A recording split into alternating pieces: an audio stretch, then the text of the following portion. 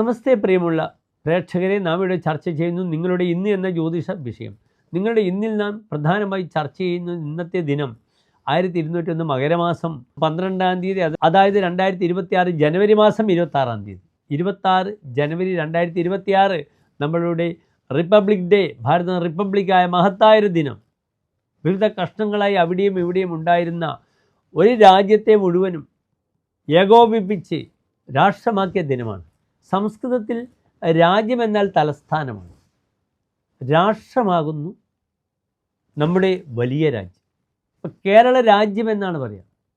തമിഴ്നാട് രാജ്യ മുഖ്യമന്ത്രി, കേരള രാജ്യ മുഖ്യമന്ത്രി, അത് എല്ലാം കൂടി ഭാരത രാഷ്ട്ര പ്രധാനമന്ത്രി എന്ന് നാം പറയുന്നു. എൻ്റെ എല്ലാ പ്രിയപ്പെട്ട പ്രേക്ഷകർക്കും റിപ്പബ്ലിക് ആശംസകൾ. ജയ് ഹിന്ദ്. ഇന്നത്തെ ദിനം തിങ്കളാഴ്ചയാണ്. ഇന്നത്തെ രാഹുകാലം 7:30 മുതൽ 9 മണി വരെയുള്ള സമയം. ഇന്നത്തെ സൂര്യോദയം കാലത്ത് 6:52, അസ്തമയം വൈകിട്ട് 6:22. ഇന്നത്തെ തിഥി അത്ര ഗുണമുള്ള തിഥിയല്ല. ഇന്നത്തെ തിഥി വെളുത്ത പക്ഷത്തിലെ 8ാമത്തെ തിഥിയാണ്, അഷ്ടമി തിഥിയാണ്. തിഥി വളരെ ദുർബലമാണ്. അതുകൊണ്ട് സാമ്പത്തിക വിഷയത്തിലൊക്കെ ഇന്ന് ഇടപെടുമ്പോൾ ശ്രദ്ധിക്കണം. ഇന്നത്തെ നക്ഷത്രവും എൻ്റെ പ്രിയപ്പെട്ട പ്രേക്ഷകർ അറിയണം. ഇന്ന് കാലത്ത് 12:30 വരെ അശ്വതി നക്ഷത്രമാണ്. വളരെ നല്ലൊരു നക്ഷത്രമാണ്. 12:30 കഴിഞ്ഞാൽ പിന്നെ ഭരണിയാണ്. ശുഭകാര്യങ്ങൾക്ക് നാം സ്വീകരിക്കില്ല. അശ്വതി സ്വീകരിക്കും. കാരണം അശ്വതി ഉത്രത്രയത്തിൽപ്പെടുന്ന 9 നക്ഷത്രങ്ങളിൽപ്പെടുന്ന ഒരു നക്ഷത്രമാണ്. ഉത്രട്ടാതി, രേവതി, അശ്വതി. അതിനാൽ എൻ്റെ പ്രിയപ്പെട്ട പ്രേക്ഷകർക്ക് തിഥി ദുർബലമാണ്. സാമ്പത്തിക വിഷയത്തിൽ വളരെ ജാഗ്രത പാലിച്ച് വേണം നിങ്ങൾ ഇറങ്ങാൻ.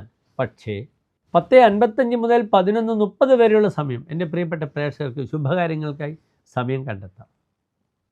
ഇന്ന് കാലത്ത് എൻ്റെ പ്രിയപ്പെട്ട പ്രേക്ഷകർ ഭജിക്കാൻ ഏറ്റവും നല്ലത് ആരാകുന്നു? കാലത്ത് സർപ്പക്ഷേത്രത്തിലുള്ള വഴിപാടുകളാണ്. ആയില്യപൂജ, സർപ്പബലി, അല്ലെങ്കിൽ നാങ്ങൾക്ക് 100 പാലും, അല്ലെങ്കിൽ നവഗ്രഹത്തിൽ രാഹുകേതു അർച്ചന, ഇതിനൊക്കെ ദിനം വളരെ അനുകൂലമാണ്. ഔഷധം സേവിക്കാൻ ഏറ്റവും നല്ല സമയമാണ്. നിങ്ങൾക്ക് ഔഷധം സേവിക്കാം, മരുന്ന് കഴിക്കാൻ ഏറ്റവും നല്ല ദിനമാണ്. അതിനാൽ ഔഷധം സേവിക്കാം. കാരണം അശ്വിനി ദേവതകളുടെ നക്ഷത്രമാണ് അശ്വതി. അതുകൊണ്ടാണ് പറയുന്നത്. 12:30 ശേഷം ഭരണിയാണ്. ഭരണി ദേവിയുടെ നക്ഷത്രമാണ്. തിങ്കളാഴ്ചയാണ്. അതിനാൽ ഭദ്രകാളി മന്ത്രം ചെയ്യുന്നത് വളരെ നല്ലതാണ്. ഭരണി ശുഭകാര്യങ്ങൾക്ക് നാം സ്വീകരിക്കില്ല.